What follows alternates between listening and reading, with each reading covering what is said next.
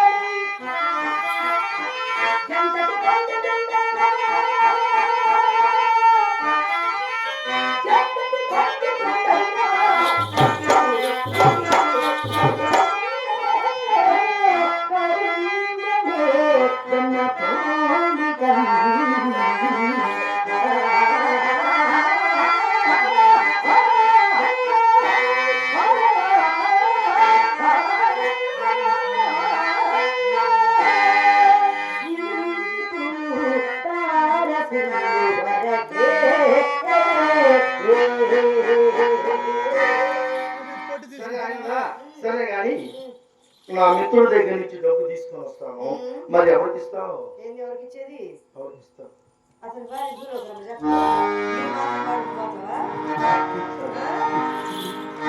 చెప్పు చెప్పు. అతని భార్య భూలోకరమ్మ తెలుసా? అతని భార్య భూలోకరంభ. సరే ఒప్పుకుంటాం. మరి మీ భార్య ఎప్పుడు చూశాడు పాపం, ఎప్పుడు నన్ను చూడటానికే సరిపోయింది. అయ్యా శంకరం పంతులు గారు, ఈ రోజు శ్రావణ శుక్రవారం ఇంటికి వచ్చి వెళ్ళండి, పాదసేవ చేసుకుంటానని ఎన్ని వర్తమానాలు పంపింది ఆవిడ. ఏనాడైనా వెళ్ళాడటండి? ఎప్పుడు దీపం చుట్టూ పురుగులాగా మా ఇంటి చుట్టూ తిరగడమే. ఆవిడ ఎప్పుడైనా చూస్తే కదా అందసందాలు గుణగణాలు తెలిసేది. అయినా మీ ఒక్కల సంగతి ఏముందిలే, ఇంటి వద్ద సర్వాంగ సుందరమైన తమ తమ భార్యల్ని విడిచిపెట్టి పరాయిస్తున్న పొందు కోసం కనువారిలో ఎవరి భార్య చక్కది కదా చెప్పండి నాకు. అయినా ఒకరి భార్య సంగతి మనకేనా, ముందు తమరి భార్య సంగతి చెప్పరాదు. తమరి భార్య ప్రాణము కలిగినట్టి పసిడితమ్మ, ప్రాణము కలిగినట్టి పసిడితమ్మ, అవయవములు కలిగిన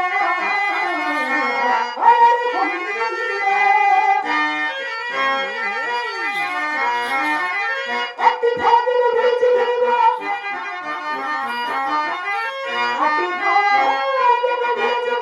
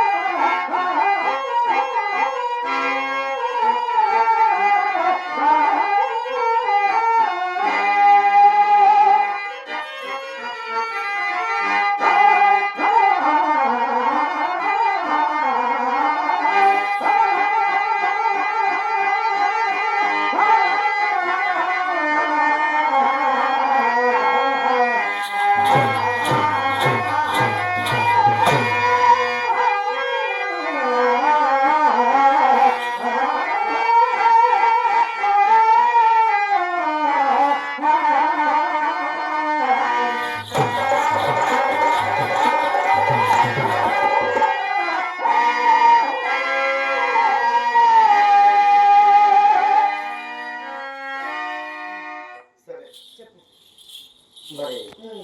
నా మిత్రుడి దగ్గర నుంచి డబ్బు తీసుకొని వస్తాను. తెచ్చేయండి. మరి ఎవరికి ఇస్తా? మా అమ్మకి ఇస్తానండి. ఆ పని చేయి. చేస్తా. మీ అమ్మ పేడ మన మా విరుగుడైతే అమ్మ పేడ మాకు విరిగైపోతే మీ పేడ దానికి కూడా విరిగైపోతుంది. మన నాన్న గడ్డి అట్లేదు ప్రియతమ హాయిగా ప్రియతమ.